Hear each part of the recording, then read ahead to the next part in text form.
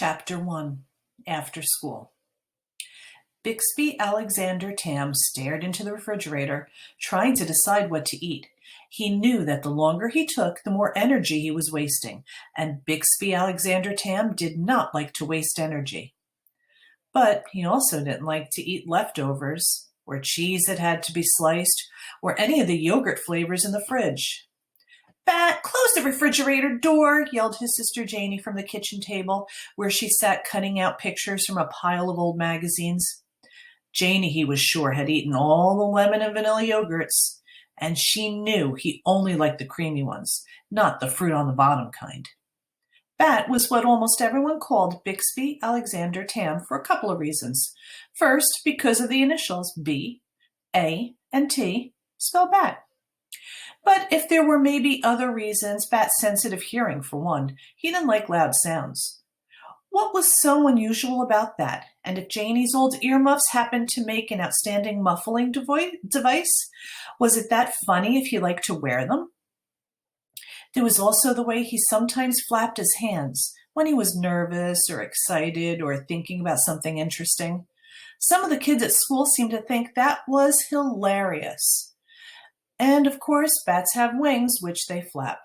So between the initials and the earmuffs and the hand flapping, the nickname had stuck. And truthfully, Bat didn't mind.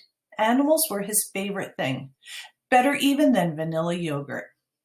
"Janie, did you eat all the vanillas?" "Not all of them," Janie answered. She curved the scissors around the bent arm of the boy she was cutting out. "I saw you eat the last 2 or 3 of them." "Did you eat the last vanilla?" "Yes," said Janie, and with the final snip, she freed the shiny paper boy. It was delicious. Of course it was delicious. All the vanillas were delicious. "Well," said Bat, closing the refrigerator door a little harder than he needed to, "now there's nothing to eat." "I wouldn't say there's nothing to eat," teased Janie. She knew she wasn't supposed to tease him. "Well, I would," said Bat. "Nothing I want to eat." "Then you must not be very hungry." On Tuesdays and Thursdays, after Mom drove Bat home from school, she had to go back to work for a couple more hours. It was Janie's job to watch Bat. Thursdays were the hardest, and today was a Thursday. "Make me a snack," Bat demanded. "Make me a snack what?" "Make me a snack now." "No," said Janie. "Make me a snack, please." "I don't have to say please," said Bat. "Making me an after-school snack is part of your job. You don't have to say please to get someone to do their job." "You do if you want them to do it well," said Janie. But she pushed back the magazine and stood up. Bat felt his elbows beginning to bend. He felt his hands getting ready to flap. "I'm hungry," he said again. His voice sounded higher. Okay, said Janie. "Don't fly away. I'll fix you peanut butter and jelly." "Without crusts," Bat said. He felt better already. Chapter 2 Bat's Cave.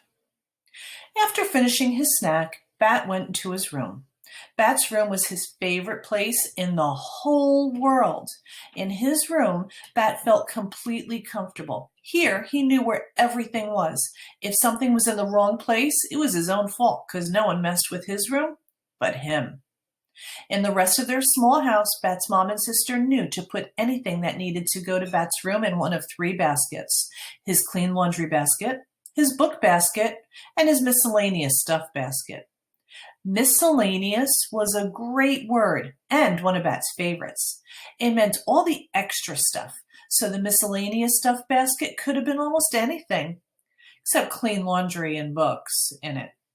When the baskets were full, Mom placed them in the hallway outside Bat's door. He took them into his room and unloaded them himself. Once, Mom had tried to reorganize his dresser drawers because she thought he could use some help. After, when he was so upset he couldn't even speak, she said, "I'm sorry, Bat, but your drawers were just a mess. Your hats were mixed in with pants and sweaters. I don't know how you find anything." But the drawers weren't a mess, not at all. If Mom had looked more closely, she would have seen that his knit caps were in there with his long pants and his sweaters, because he always wore those things together on cold days. Shorts and t-shirts were in another drawer because he wore those things together on warm days. But what about this drawer? Mom had asked, pulling open the bottom right drawer, which held a pair of pants, a wool sweater, and 2 t-shirts. Oh, those are things I never wear, Bat told her when he finally calmed down, because they were itchy and uncomfortable. Then Mom cut the tags out of the t-shirts, and Bat moved them to his warm days drawer. After that, Mom left him to his own devices, as she liked to say. Once in his room, Bat closed the door. There was a sign on the outside that said, "Please knock." Janie had written it for him because her writing was much neater than his. Janie could do all the hand things better than Bat. Write things, cut things out, smooth peanut butter on bread. The clock told Bat that Mom would be home in 46 minutes. Mom was a veterinarian, which was what Bat intended to be too, one day. Mostly she treated cats and dogs, but sometimes she had unusual patients. Once she had taken a BB pellet out of the wing of a hawk. The pellet had broken one of the bones, and Mom had done surgery to mend it. She brought home the x-ray to show Bat. "Why would anyone shoot a hawk?" Bat had asked. "Do you think they were going to eat it?" "No," said Mom. "Sometimes people do stupid things." She had been very angry about the hawk, angrier even than when Bat and Janie got into loud screaming fights. Seeing the x-ray of the hawk's broken wing made Bat angry too. But his room always made him feel better. It had a rolled-down bamboo window shade and a fine closet full of shelves and a pull-out trundle in case someday a friend came to spend the night. It had a ceiling fan and a reading lamp and a rug with a picture of a train track printed on it.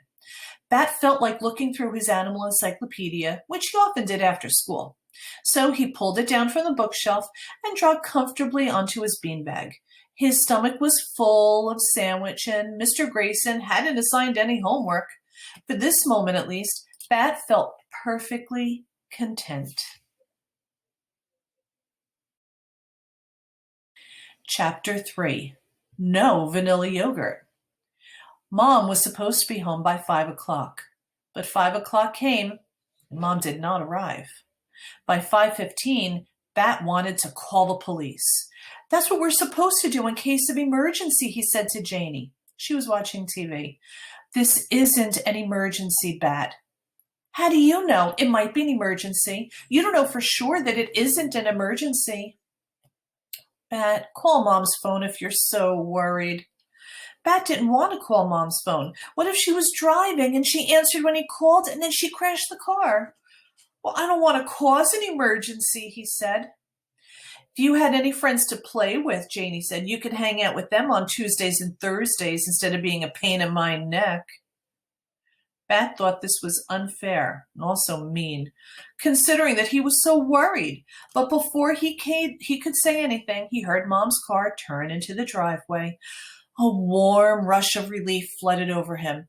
He left Janie in front of the TV and ran outside. "Mom," he said, "you're late." "Easy, Bat," Mom said, climbing out of the car. "No need to be angry." Bat wasn't angry. Not really. He was relieved. But instead of explaining this, Bat asked, "Did you go to the grocery store and get more vanilla yogurt?" "I didn't have time," Mom said. That was the last straw. Mom was late and Bat was worried, and now no vanilla yogurt? Bat felt a ball of anger rising up in his chest, hot and hard and loud, wanting to escape through his mouth in a yell. His eyes squinted together and his hands drew up tight against the sides of his body. Mom put her hand on his shoulder and knelt down so she could look right into Bat's eyes. But Bat didn't want to look at her eyes. He didn't want her eyes looking at him. "Calm down, Bat," Mom said in her soothing voice, the one she saved for when Bat was getting really upset. "It's okay. I had a good reason for not going to the grocery store. If you can calm yourself down, I can tell you what it is." Bat didn't care what Mom's reason was. She should have gone to the store. She knew how much he liked vanilla yogurt, and it was her job to buy it for him.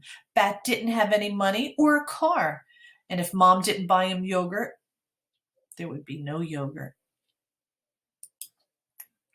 But then Mom said, it was because of an animal, a baby animal. Is it what kind of animal? Asked Bat. You'll see, Mom answered. She walked around the back of the station wagon and opened the door. Is it a puppy? Asked Bat. You'll see, Mom answered, taking out a cardboard box with air holes poked into the top. Is it a kitten? Bat asked as he followed her to the front door. You'll see, Mom answered. Is it a duckling? Bat asked as he bounced up and down, hands flapping excitedly. You'll see, Mom answered. Open the door for me, okay? Bat pushed open the front door. Is it a hoglet? Mom laughed. Where would I get a baby hedgehog? I don't know, Bat said. Then he had an awful thought. Is it a baby human? Mom walked into the living room. Janie, still watching TV, called out, Hey, you're late. I know, Mom said to Janie, and then she said to Bat, Bat, honey, I wouldn't put a baby human in a cardboard box. And anyway, would a baby human be so bad? Yes, said Bat firmly. Well, it's not a baby human, said Mom. Now Janie was interested. She got up to have a closer look. What's in the box? She asked. Mom brought home a baby animal, Bat yelled in a rush, trying to be the one to tell Janie, and that way she'd known that he had known about it first. Geez, Bat, don't scream in my face. 12 inches, remember? Bat was supposed to stay at least 12 inches away from Janie when he talked to her. She didn't like it when he got too close. There were lots of rules when it came to Janie. How'd you do on the math test? Mom asked Janie. Did the chart we made help? Bat bounced up and down on the balls of his feet, pulling the collar of his shirt into his mouth and sucking on the fabric. They were going to talk about a math test now? Mom, he groaned. Okay, she said. We can talk about math later. Come on, let's go into the kitchen. There's someone I want you to meet. Chapter 5, TinyPink Noses. Mom set the box on the kitchen table. Is it sleeping? Bat asked, his voice a whisper. Probably, Mom said. Babies sleep most of the time. What is it? Janie asked.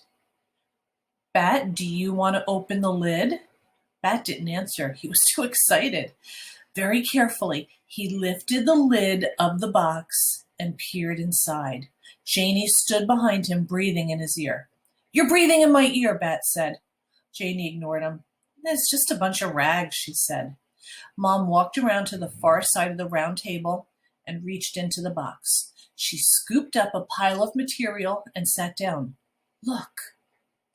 Bat watched as Mom shifted the towel in her arms. A nose peeked out, a tiny pink nose, and then 2 slanted eyes, a forehead covered in downy fuzz, little ears still curled tight against its head. Janie began, Is that It's a kit, Bat said, enchanted by the tiny creature, wanting so badly to hold it. A baby skunk. Oh, Mom, Janie said, I can't believe you brought home a skunk. I had to, Mom said, rubbing the skunk's little forehead with her thumb. He's an orphan. Oh, breathed Janie. She leaned in closer, blocking Bat's view. How old is he? You're in my way, Bat said loudly, and he pushed Janie's arm to make room for himself. Bat, Mom said, you need to stay calm around the skunk kit, okay? You don't want to scare him. Bat did not want to scare the skunk kit. He wanted to hold the skunk kit, maybe even feed and care for the skunk kit, but his sister was standing in his way. Move, Janie, he hissed at her as quietly as he could hiss. Why don't you both sit down, Mom said. I'll tell you all about him. Janie plopped down in the chair on Mom's right, so Bat went around to her other side and sat in the chair on her left. He scooted the chair as close to Mom as he could. The kit was still tucked into the towel, only his little face visible. Eyes closed, he opened his mouth for a yawn, his tiny pink tongue arching out. Mom said, "Bat, do you remember when we smelled that skunk on the way to school this morning?" Bat did remember. They had smelled it just after they pulled off their street, Plum Lane, and onto Anderson Road. He had smelled it, and Mom had smelled it too. Bat had craned his neck, looking out the window carefully. He'd seen lots of people on bicycles. They lived near a college, and the students mostly rode bikes to class. And he'd seen other cars and some people on foot.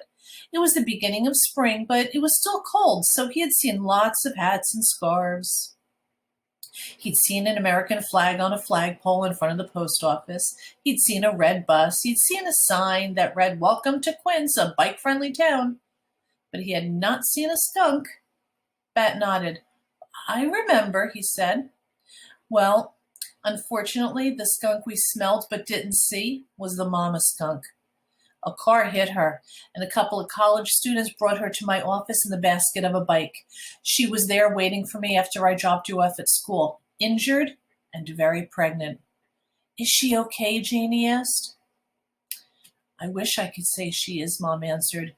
"I wasn't able to save the mother or the other baby kits. Only this one lived.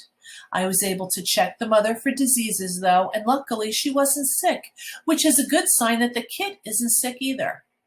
"That's awesome," Bat said. "Bat," said Janie loud and sharp. The kid twitched and shifted, scared by Janie's voice. "How can you say it's awesome? The mom died. The other babies died." Bat didn't mean that it was awesome that the other skunks have died. Of course that wasn't awesome. He meant that it was awesome that this kid had lived. But it wasn't worth it to try to explain to Janie what he'd meant. She usually misunderstood Bat. Most everyone did. "Can I?" Bat reached for the kit, wanting so badly to hold him that his fingers twitched. "We can't keep him," Mom warned.